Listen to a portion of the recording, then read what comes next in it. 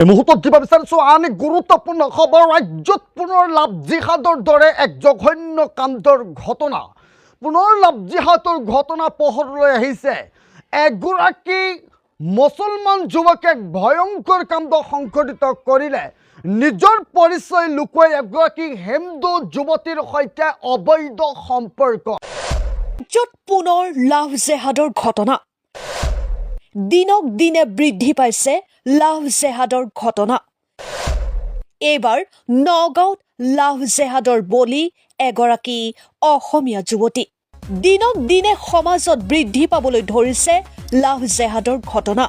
বেবেজিয়াৰ এগৰাকী উচ্চ শিক্ষিতা অসমীয়া যুৱতী বলি লাভ জেহাদৰ।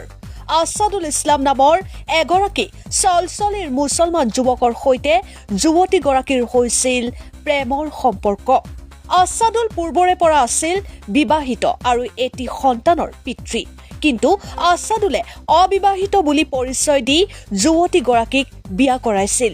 বিয়াৰ পিছৰে পৰা যুৱতীগৰাকীৰ ওপৰত চলোৱা হৈছিল শাৰীৰিক আৰু মানসিক নিৰ্যাতন। যুৱতীগৰাকী অন্তঃসত্ত্বা হোৱা স্বত্তেও চলিছিল নিৰ্যাতন। বিয়াৰ পিছতে ধৰ্মান্তৰকৰণ কৰা হৈছিল যুৱতীগৰাকীক। ব্যৱসায়ৰ বাবে ধন বিচাৰিও হেঁচা প্ৰদান কৰিছিল যুৱতীগৰাকীক।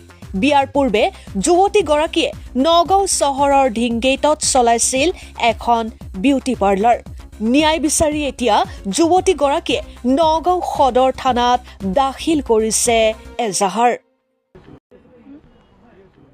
মই ছমাহৰ আগত বিয়া হৈছিলোঁ। পিছত বিয়া হোৱাৰ পিছত মানে মোৰ ঘৰৰ ক্ষেত্ৰত ফেমিলি মানুহে মোক বহুত অত্যাচাৰ কৰে বহুত।